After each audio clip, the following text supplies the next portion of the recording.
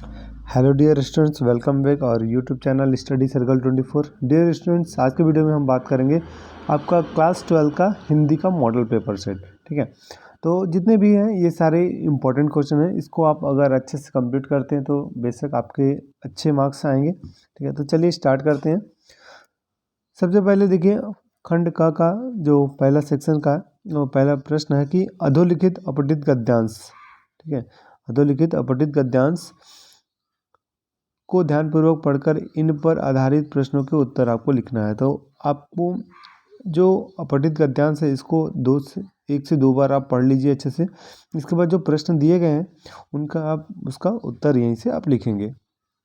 ठीक है, नेक्स्ट देखिए, अब इसके बाद अगर सेकेंड क्वेश्चंस की बात करेंगे आप यहाँ पास।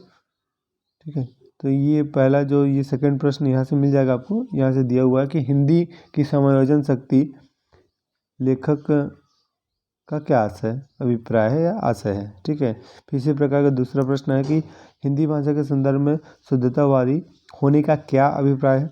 तो इस प्रकार के इन प्रश्नों के आंसर आपको यहाँ पास मिल जाएंगे। ठीक है, यहाँ पास ये मिल जाएगा आपको इनके प्रश्नों के उत्तर। ठीक है, नेक्स्ट, अब फिर इसी प्रकार से काव्यांश के लिए मिलेगा। काव्यांश यहाँ पास दिया हुआ है और काव्यांश के प्रश्न आपको यहाँ पास मिल जाएंगे। ठीक है, इस प्रकार से 5 काव्यांश के प्रश्न दिए गए हैं और इसके आंसर भी आपके पास यहाँ पास है। और काव्यांश देख सकते हैं यहाँ पास, अधोलिखित अपठित गद्यांश अपठित काव्यांश को ध्यानपूर्वक पढ़कर इन पर आधारित प्रश्नों को उत्तर लिखना है। जिस प्रकार से अपठित गद्यांश था उसी प्रकार से ये काव्यांश भी है, उसको पढ़कर आपको इसका आंसर लिख लेना है। फिर इसका प्रश्न तीसरे नंबर में देखिए, लगभग 200 शब्दों में लिखना है। यानी कहने का मतलब ये लगभग 2 पेज आप लोग को लिखना पड़ेगा, ये है ना। तो 2 पेज आप इसको जब भी लिखें निबंध, तो आप पॉइंट वाइज बनाकर लिखें। ठीक है, पॉइंट बनाइए और साथ में हेडिंग डालिए। ठीक है, इसके बाद आप लिखिए।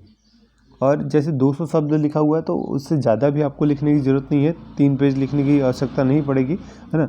2 पेज आप मिनिमम लिख सकते हैं, मैक्सिमम 2.5 पेज लिख सकते हैं, उससे ज़्यादा नहीं।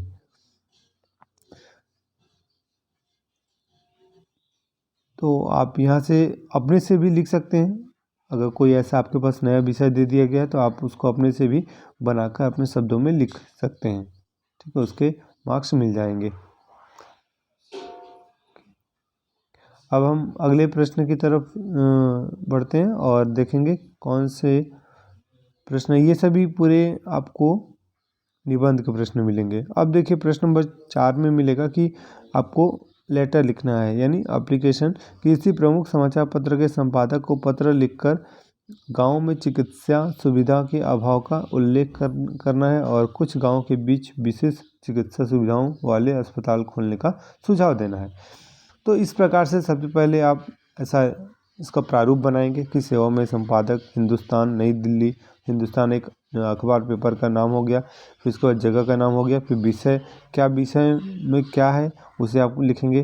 ठीक है, फिर इसके बाद फिर जिस बारे में आपको लिखना है यहाँ से आप महोदय फिर कॉमा करिए, इसके बाद आप उन बातों को लिख दीजिए यहाँ पास। फिर ये जैसे कंप्लीट होता है इसके बाद फिर अंत में ये जो पॉइंट है इसे लिखना बहुत ज़रूरी है। ठीक, यहाँ देख सकते हैं अंत में ये लिखना बहुत ज़रूरी है कि भवदीय मनोज अवस्थी, यानी कोई भी नाम, है ना, फिर जगह का नाम। ठीक, इसी प्रकार से यहाँ भी अगर आप देखें तो टीवी सीरियलों के माध्यम से अंधविश्वासों और रूढ़िवादी के प्रचार प्रसार पर चिंता व्यक्त करते हुए किसी समाचार पत्र के संपादक को पत्र लिखना है और इसके समाधान के उपाय भी बताना है। तो यहाँ से आप इसका इस प्रकार से आप लिख सकते हैं, है ना।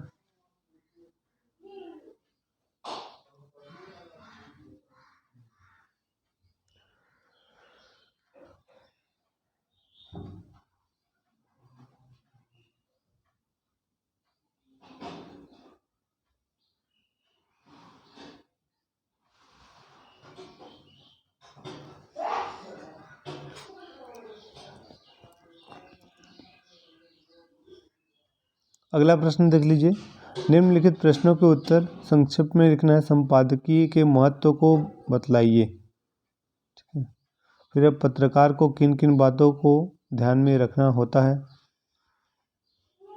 फिर इसी प्रकार से आगे भी प्रश्न मिल जाएंगे कि एकल परिवार में बुजुर्गों की स्थिति पर एक फीचर तैयार करना है।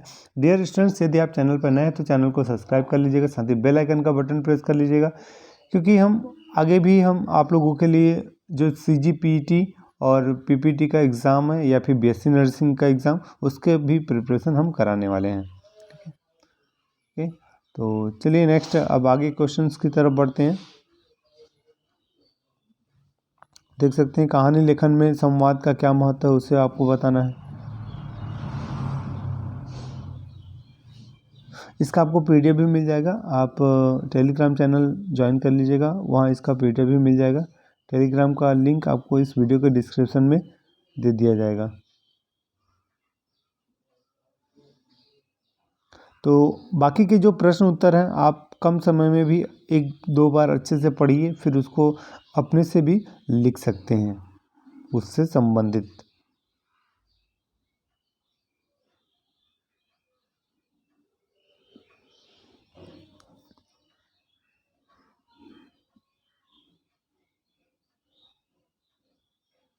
तो इस प्रकार से नेक्स्ट अगला प्रश्न देखेंगे तो साफिया कौन सा तोहफा लेकर हिंदुस्तान जाना चाहती थी। ठीक है, इसका आंसर आप लिखेंगे फिर यहाँ से कि साफिया तोहफे के तौर पर नमक लेकर हिंदुस्तान जाना चाहती थी।